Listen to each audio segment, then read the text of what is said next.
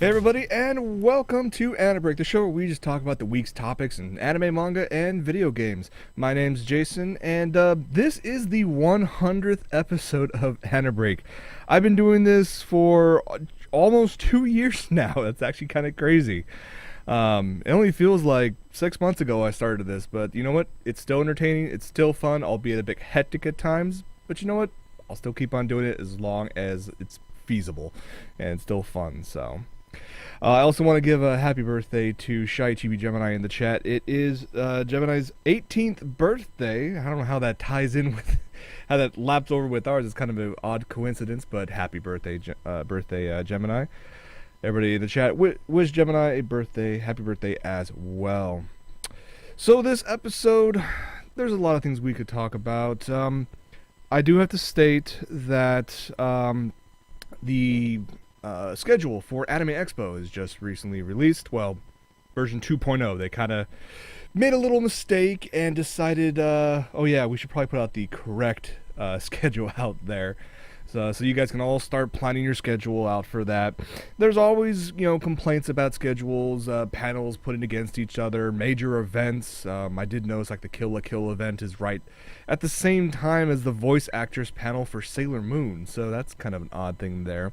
But then again, one is free and another one is you have to pay another $45 on top of your already pricey badge. So that was kind of surprising. But I guess they do their best. It's definitely a nerve-wracking event just for the sole fact that just trying to put all of these panels together is a lot of work for any convention, no matter what size. So things will happen. I'll just say that. And some panels get approved and some panels don't. So in case in point, Ultimate Geek Showdown, unfortunately, was not approved for a panel this year, which was sad, because our plan was, and we'll maybe do in the future, I'll say it right now, we were planning on putting the entire Sailor Scouts against the Madoka girls. And given the fact that the Madoka voice actresses or not the Madoka voice actresses, the Sailor Moon voice actresses are there this year, I was like, that could be quite interesting. Oh well, we'll do that at a future event. I mean, there's a number of other conventions throughout California that we can definitely hit up, both in San Diego, up in San Jose, in LA, and all in between. So we will see what happens for that in the future. We do have a few other options that we've picked up from many a viewer and also during our panels at other conventions. So it is by far not dead. We're just not going to be at AX this year. That being said, there is an actual similar event that you guys should all back and go check this out. And if I'm free, I will definitely be going to it as well. You guys might remember Courtney Kraft back from the AX Live days. She formerly worked at G4. She's actually working on a brand new show, and it basically we didn't even talk when she started working on this. It was kind of funny that I found it after the fact that her and her good friend Xander were working on this with a group called The Stream. If you go to thestream.tv, they have a number of webcasts that they host there. Everything from comedy, gaming, horror, tech, sports, anime now, because now they have the Super Anime Smackdown. You guys should definitely check this one out. So it takes place every month. It's a webcast. Xander and Courtney take on a lot of the same things, kind of like Ultimate Geek Showdown did.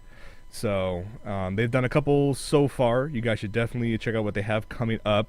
It's kind of funny that I think it either just came out or it is coming out. They're doing a Sailor Moon versus Madoka battle, which was like, wow, that's just the coincidence there. It's so crazy. But yes, Super Anime Smackdown, you should check that one out. Go to thestream.tv/Super Anime Smackdown. Now, why am I bringing them up?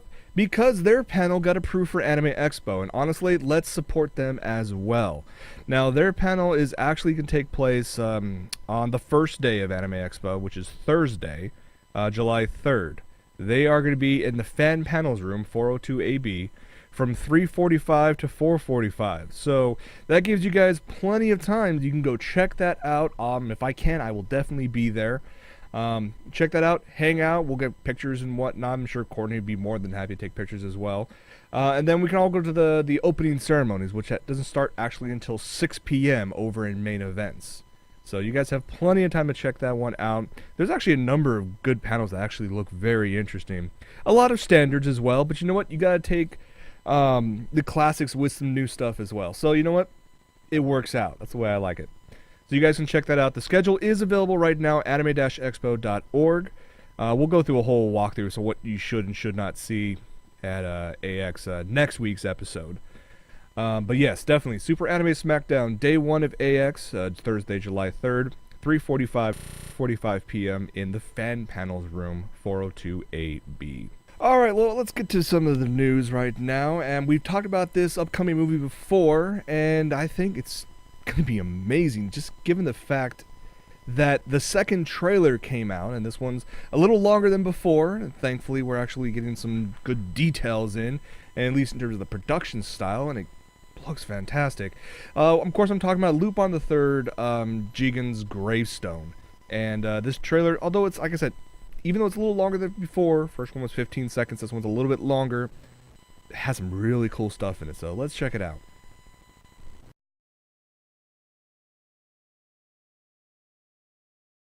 Like I said, it's short but sweet. You get a really cool idea of what to expect from this. And I'm kind of curious about that one of the end shots right there. Like, you saw with the blood and whatnot. But it's one of those things, like, you kind of know they're going to survive, but how do they write themselves out of that is where I get more interested in it. So, this one, God, it looks really good. I cannot wait for this one. We've talked about it before. We'll be getting more information, hopefully more details as time goes on. We already have tons of information regarding who's behind it, who's directing it. We've talked about all this before, but I just want longer trailers because I think that'd be just amazing. And of course, while we're at it, how about we just, get the movie. Oh well, we'll have to wait a little bit longer for that, but that is on its way out, at least in Japan. Who knows if or when. More so when it's going to make its way here stateside. As a follow-up to some news we talked about before, yes, there's an upcoming brand new Tenchi Muyo series. Kinda. There's going to be 50 episodes, although each episode's only going to be about 5 minutes long. Take out time for the credits and for the theme song, and you're probably looking at about 3 minutes a pop. This is basically, while we're getting into a brand new series, this is actually more of a tourist, more marketing than anything else. The city of Takahashi in Okayama Prefecture announced that they're sponsoring this new anime.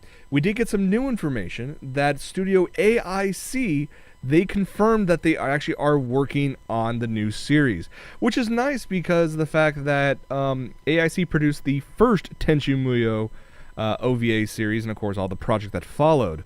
The franchise itself is actually celebrating its 20th anniversary this year, so it's kind of cool that's tied in with this new project. I'm quite sure that had something to do with the revival of it.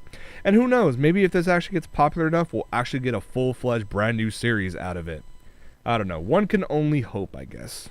But I'm not going to complain about having more Tenchi Muyo, so...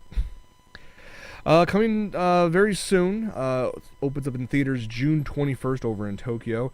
The brand new Saint Seiya CG film is on its way out, and we have a new trailer, and this one actually focuses on each of the, excuse me, each of the characters' powers. So we get a little more action in this trailer, and there's just something that seems a little off to me, but we'll discuss that afterwards.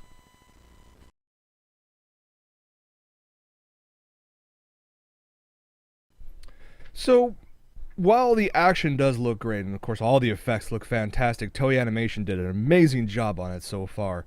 The thing that seemed a little off to me was the new girl, Saori Kido, who discovers in this movie that her true identity is the Greek goddess Athena. And of course all the saints are sworn to protect her. While the anime eyes, for lack of a better phrase, that you see in the Saints character, especially Seiya, it looks fine. It actually works well in the CG aspect. But for Saori, it looks a little off to me. But that could be just me. That could be just the trailer. That could just be the angles that they used in in the movie. I understand the need to try to keep some of the original design from, of course, the original manga and the anime series.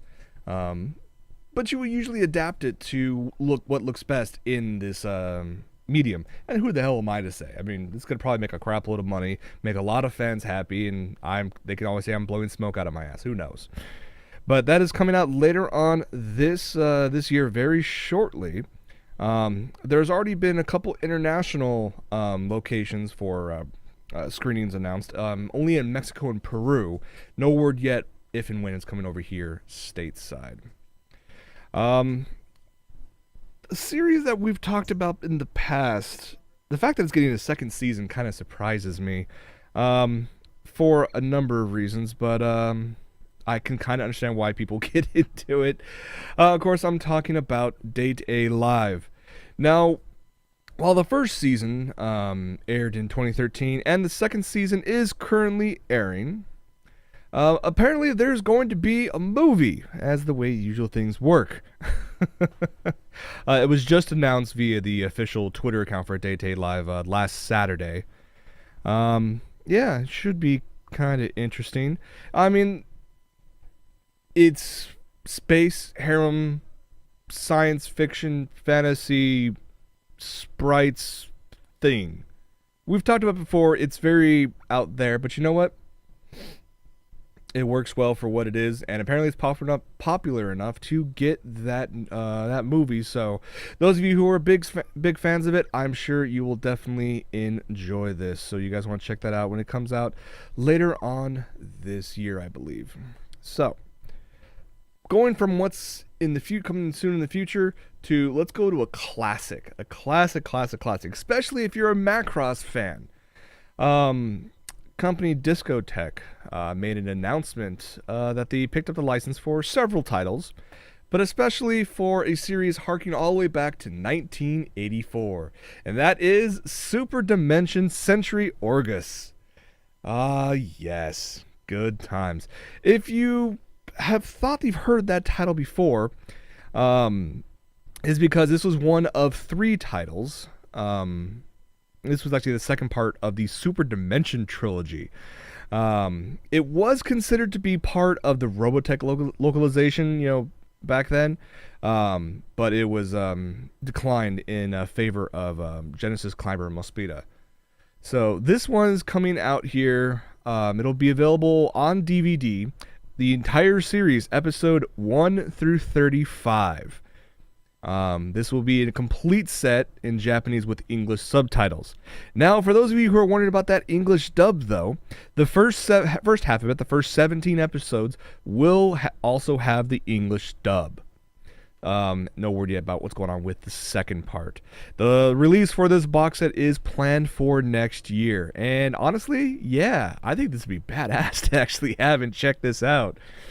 For those of you who've never seen anything outside the classic, I can't even really I guess you can call Robotech classic. Then again, it was a merger of 3 other series that had no relation whatsoever. So this is a way for hardcore fans to definitely continue to complete their collection out there. All right, moving on away from anime, let's get into some music news real quick.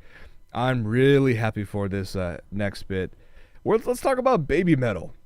Couple bits of news about them. They have a world tour that they're starting over in Europe and the UK, same weekend as Anime Expo. But it looks like they're going to expand that, not so much over in Europe, but actually over here in the States. A surprising twist is that, well, right now, Hatsune Miku is currently the opening act for Lady Gaga's Art Pop Ball. Looks like she's going to be replaced by BabyMetal. So, yeah, that's going to be kind of interesting. Those start July 30th in Phoenix, Arizona. She's also, BabyMetal is also going to team up with Lady Gaga for stints in Las Vegas, Salt Lake City, and Denver, Colorado. So it'll be gone for about a week or so. But before all of this kicks off, they're going to perform a solo show at the Fonda Theater in Los Angeles on July 27th. How freaking awesome is that? Especially because, one, the tickets are actually relatively cheap compared to what you usually pay for a concert. Tickets start at $25 a pop.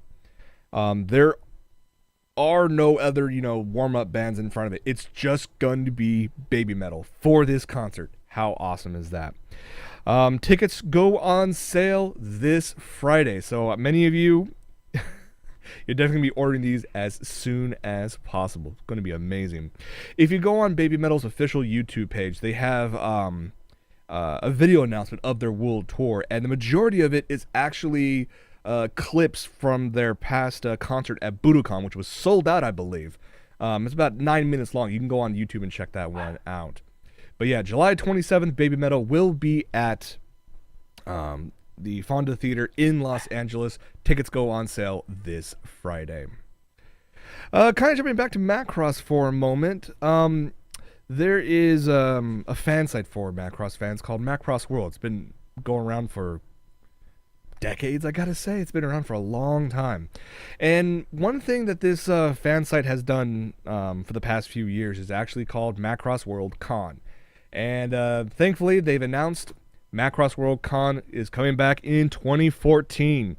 This is only a one-day event, but you know what? If you're a fan of Macross, you definitely have to find a way to make it to this event. It's going to take place October 4th at the Torrance Cultural Center in Los Angeles. Registration for tickets opens up, not quite just yet, opens up in August. But I'm definitely looking forward to checking this one out. So far, there's going to be like the annual Bandai VF1 transformation contest. There's going to be a custom toys and model contest. There's also going to be concerts. There's going to be a vendor, place to buy all your, your collectibles. Apparently, the Nyan Nyan Maid Cafe, I guess that's based off of Macross Frontier. That should be very cute. Raffles, prizes, Macross guests, and an art exhibit. This looks to be one hell of an event for all you Macross fans out there. So it's local if you're in SoCal. I'm sure it's going to be relatively inexpensive. It's a one-day event. You guys should come check this out. It should be just a lot of fun for a one-day event. You guys got to check this one out. I know in the past we've talked about a new domain that you can eventually purchase. Of course I'm talking about that .moe. Oh yes, we spent plenty of time on this, and the fact that it actually got approved is actually hilarious and both awesome at the same time. So, starting today and running for the next month, you can actually apply to register for a .moe domain. You have to go through a accredited registrar, of course, but that's what you always have to do. So basically, during this land rush period, you can go to a number of sites and say, I want to register something.moe. And then after this month period, you'll actually be able to purchase said domain. I have several in mind I'll probably go after. Now, the reason why they do this land rush period is so that if there are any domains that actually want to be picked up or is bid on by a number of people, they'll go through a whole bidding process, and people can, the top winner will actually receive the domain. But for random stuff, Jason is not .moe or something like that. Of course, now that I said that, I would not be surprised if that shows up somewhere. Factor.moe. Yeah, exactly.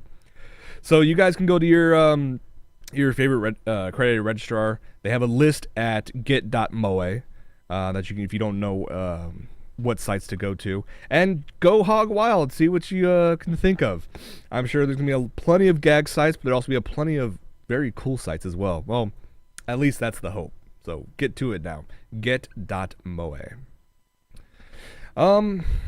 There seems to be a abnormally large amount of anime-based gaming news coming out this week, or this past week, I should say. especially coming out of Sekai Projects. They have a Kickstarter campaign going on for an English release of the final 2 episodes of World and Economica. This was a visual novel from the same creator of Spice and Wolf, the author of Spice and Wolf, Isuna Hasekura. So the first episode is actually currently available right now on Steam. But for this Kickstarter, they're going to be working on episodes 2 and 3. And for those of you who've never heard of this, let's play the video from the Kickstarter page.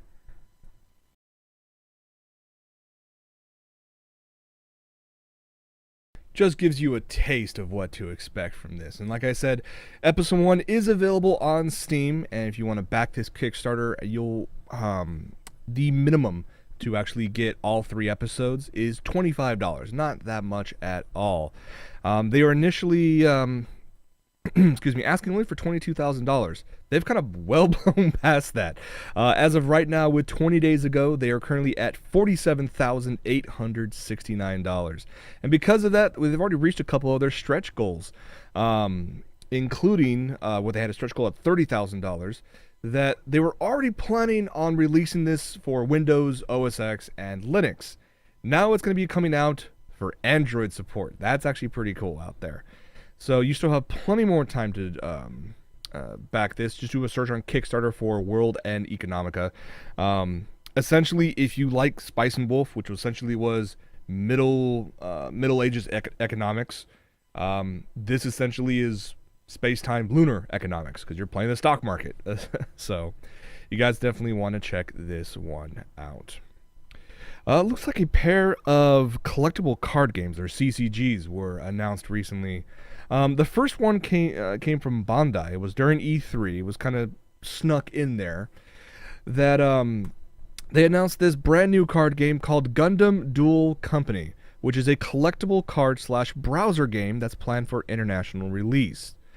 So far, it's only been confirmed for Japan, Philippines, Taiwan, and Hong Kong. But given the fact that they released 2 trailers for this, one that was in Japanese and one that was English dubbed, I'm quite sure it's coming to the States very soon. So essentially, if you're a hardcore Gundam fan, you'll probably want to get into this. Because it is a browser game, you'll probably will play it, on your handheld devices as well. No need to go out there and spend ridiculous amounts of money on a bunch of cards that you like to play, but definitely takes up space. I'm not sure why anybody would definitely like to get into a game where they have to spend so much money on cards and just playing games on, I don't know. I mean, the browser thing, you never know. I think that works a little better than the handheld ones. Yeah. I can't say anything. I've spent too much money on White Schwartz. But that wasn't the only collectible card game that was announced. This next one's actually going to be available on iOS devices, featuring a fighting game that's already been out and a hell of a lot of fun. Can you guess what it is?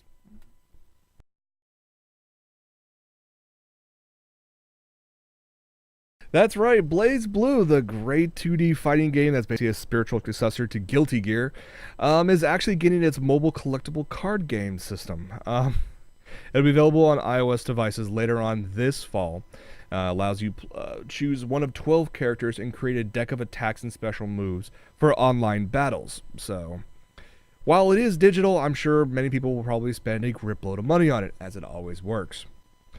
Or, instead of spending a gripload of money on these upcoming games, why don't you spend a little bit of money and check out this new feature that just came out from Crunchyroll. No, we're not sponsored by them. They just have a lot of cool stuff I like to talk about. They actually not only added, of course, all the live-action drama, more recently all the manga, which is amazing. The simulpub options are pretty cool. They actually just recently added indie games straight from Japan, so you can actually play a couple of these right now. It's actually really damn cool. And apparently during this whole grand launch period, actually there's a special deal where all these games are actually 10% off right now, until never mind, it happened just a little while ago. Never mind about that portion. But you still can play these games, and we'll go through a couple of them real quick. Like this first one, called the Cherry Tree High Comedy Club. Let's see what this says here. Comedy fanatic and high school student Miley Varese needs to recruit 5 people to set up a comedy club in her school. But her nemesis and the head of the student council, Octavia Richmond, isn't about to make things easy. Fans of the Persona series will love the gameplay and the slice of life adventure. Let's see, we have another one right here. I'm going to mess up this name here real quick, but that's perfectly fine. It's called Crolier. And this is a high-speed hack-and-slash brawler that draws heavy inspiration from Devil May Cry. Okay. This will pit players against waves of increasingly difficult enemies. You can play as one of 2 characters, and they fight to protect their queen and country. And then we get, there's several others, but the one I want to showcase right now is actually the Exceed Collection, which is a trio of bullet hell shooting games that boasts genre-leading production values and devilishly exciting gameplay. This outstanding value pack collects all 3 games in the Exceed series. Bullet hell comes at a heavenly price. You can buy all these and more right now at crunchyroll.com/store. You know I love me some bullet hell games, as aggravating as they can get. They're still a hell of a lot of fun because it's mathematically designed that it's ridiculously, insanely hard. But you get this sense of, like, when you died, like, okay, I saw what I could do to get to better. I'll do better next time. It's just one of those kind of things. So, oh well. Moving on. Yeah, I guess we'll talk about those ones real quick. We do have a couple things to see if I can empty your wallets with, other than these games from Crunchyroll. I know a lot of you pre-ordered this one of these figures, and I definitely pre-ordered as well. But the other half of the Kill la Kill set, coming from Good Smile Company, you can, I believe, fairly soon actually pre-order the second half of this set. Satsuki Kirien. I cannot wait for this one. This is her Junketsu version, and I have to say, the pose, the design looks absolutely stunning. It looks really, really cool. Good Smile Company has on their blog a bunch of posts and pictures of this, and it looks just absolutely incredible. Cannot wait to pick this one up. I've already pre-ordered the other one, so you want to have the duo on it. So, no word yet when it is. Let me rephrase that. It's not available for pre-order just yet, but very, very soon, like within, I don't know, 24 hours. Yes, that's right. You can start pre-ordering this thing, I believe, tomorrow. So, no idea how much it's going to cost, but yeah, head up all your sites, you know, HobbyLink Japan, AmiAmi, all of those, and go pre-order this. The final thing we're going to talk about is a bed, actually. We've talked about how you can get a Totoro bed and complete with Totoro pillows and whatnot. That was cute and all, but I kind of want this one. I won't buy it, but I kind of want it. What character out there in the whole anime that would work very well as a giant bed? Let's narrow it down. What Pokemon would work very well? The only one that comes to my mind is actually Snorlax. And yes, there is a store on Etsy that actually created a custom Snorlax bed. It does come partially assembled and requires just some extra cotton stuffing for the body. It is pretty big, 73 inches by 59 inches. All you need to do is add some additional cotton to stuffing into it. But yeah, you can sleep on a Snorlax. The best part about this, it actually costs less than $300. So, for some people, that's not out of the realm of possibility of picking up. So, head over to Etsy, do a search for Snorlax bed, or the user is IamKnight, all one word, and pick this up for yourself. And if you do, send me a picture because I just want to see this thing. Alright. Well, I think that's going to be it for this episode of AniBreak. I want to thank you guys so much for hanging out for 100 episodes. We'll keep on doing this for as long as possible, as long as I'm available, and as long as you guys keep on watching. So, Stay tuned for post show. Thank you so much for hanging out. And for AniBreak, I'm Jason. We'll catch you guys next week. Take it easy, everybody.